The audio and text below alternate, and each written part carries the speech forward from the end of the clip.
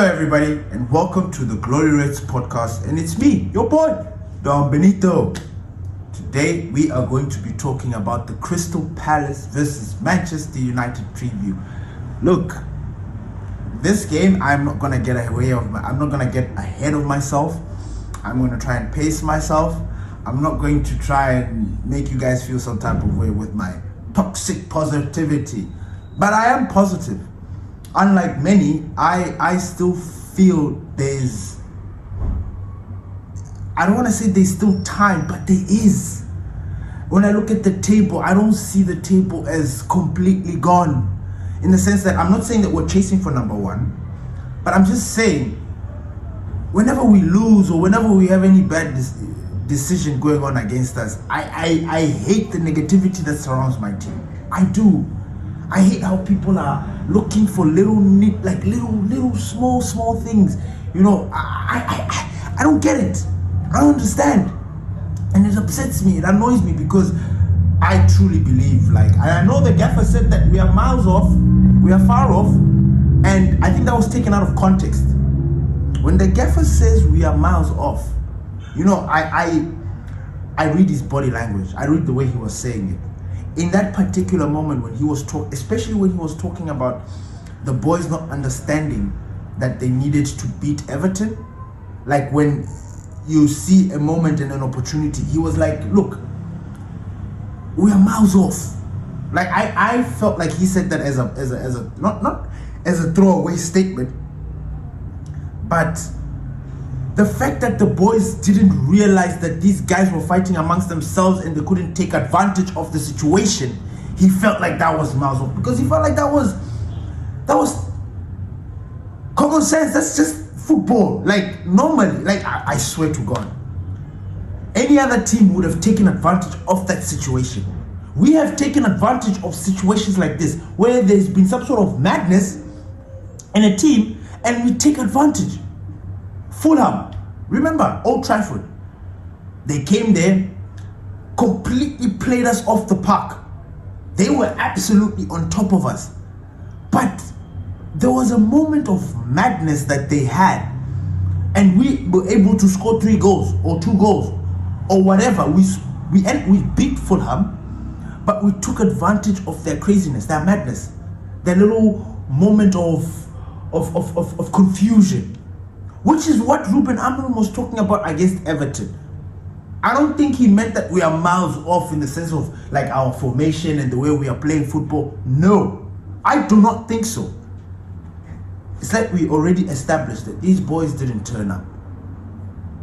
If they turn up, we play football. You guys know it. You know the body languages. You know the signs. You know everything about our team that shows that now these boys today, they are on it.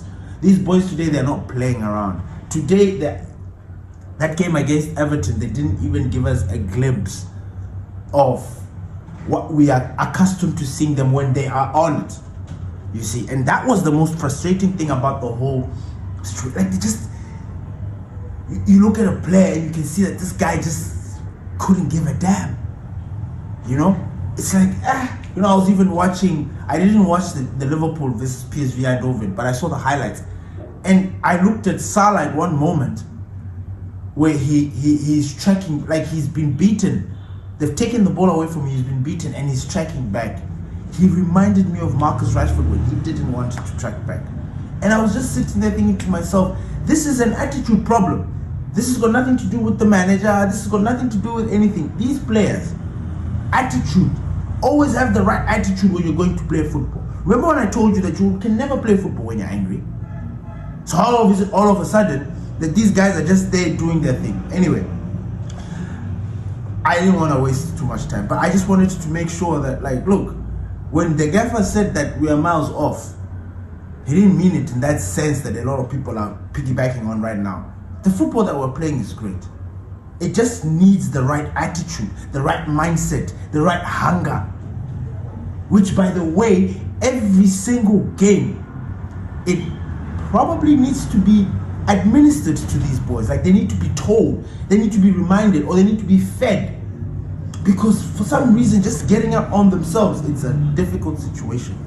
Anyway, as you can see, this is my lineup. Seni Lamens up top. My back three does not change. I'm not trying to be funny. I'm not trying to bring all of a sudden bring in Aiden Heaven or Licha. Nah, they're not ready. Maguire's not ready. The other defenders are not ready. Heavens, you can't start him in a game like Crystal Palace like this. It's impossible. So stick to the back three that you already know, that has already been playing, that has already been doing its thing. Moving on to the midfield. This is where I kind of switched things up.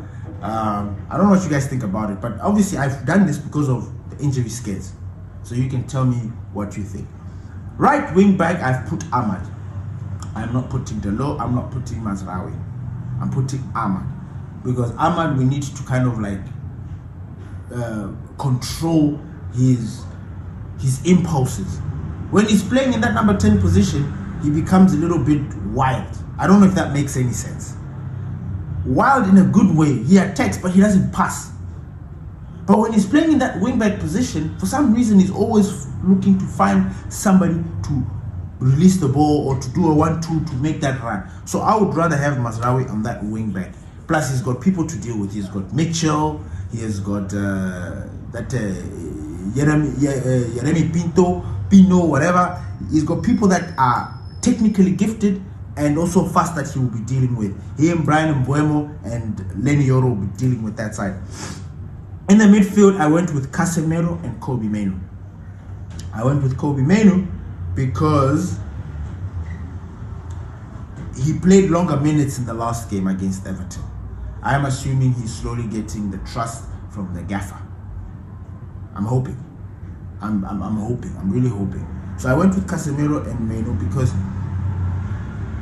Kobe Mainoo, we know he needs somebody there. At the same time, Casemiro also needs somebody there. So they will both complement each other in a very strange way based on what we are missing.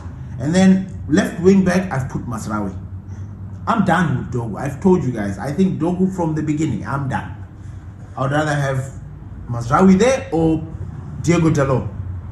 Dogu, I'm done. He's got a left foot, but he doesn't use it. It's the strangest thing ever. And then in the number 10 positions, I've put Brian and Bruno Fernandes. Bruno Fernandes in that number 10 position, which everybody wants to see Bruno in. The reason why I put him there is because there was the injury scare for Cunha. However, there's a story that has come out. Apparently, Mateus Cunha has done well. He did training and he's recovering well. And he's in contention to start against Crystal Palace. Now, I didn't put him in my team there because I'm just not too sure. Anything can happen. So I'm going to stick with Bruno and Brian Mbuemo. And then up top, I have got Mason Mount. Mason Mount came on as a substitute against Everton. Probably should have started the game. But, yeah, he was there to change the game and he didn't. You know, by the time he got into the team, the energy levels, not the energy levels, like heads had dropped. There was no one on that team that was using a clear mind to think. There was no one to bounce off good ideas and do his thing. So that was an issue there. So yeah, I don't know. And Mason Mount against, I cannot stop praising Mason Mount against Arsenal. I just can't. That was the game. Maybe Mason Mount is tailored, or we're treating him in such a way that he is going to be focusing on those tricky games. I don't know. So yeah. So that is my lineup, as you can see. My prediction for this game, I've gone with the 1-1, a very conservative 1-1, and I'm not changing. Like, not my heart, not my brain. I think both are aligned. The other time, it's usually the brain is this side, the heart is this side. They always have their own predictions, but in this one, they're aligned. And the reason why they are aligned is because of what I've just mentioned previously. Like, these boys, they couldn't be asked. I understand that they're in a good place. I understand Manchester United is going to do better. I actually believe we're going to qualify for Euro. How we're going to do it is what's going to be the thing that determines a lot of people. That's going to show a lot of people who we are. At the moment, it's not palatable for people. and we're at this position. So yeah, I've gone with the 1-1. My first scorer, I've gone with Brian Mbeumo. He always seems the most likely person to score at Manchester United. Whether it is a little half chance or full chance, Brian Mbeumo is always chipping at or knocking at the opposition's goalpost. The man of the match, my man of the match, I went with Senit Lamens again. Reason being is like Crystal Palace, I believe, are going to be coming at us. And again,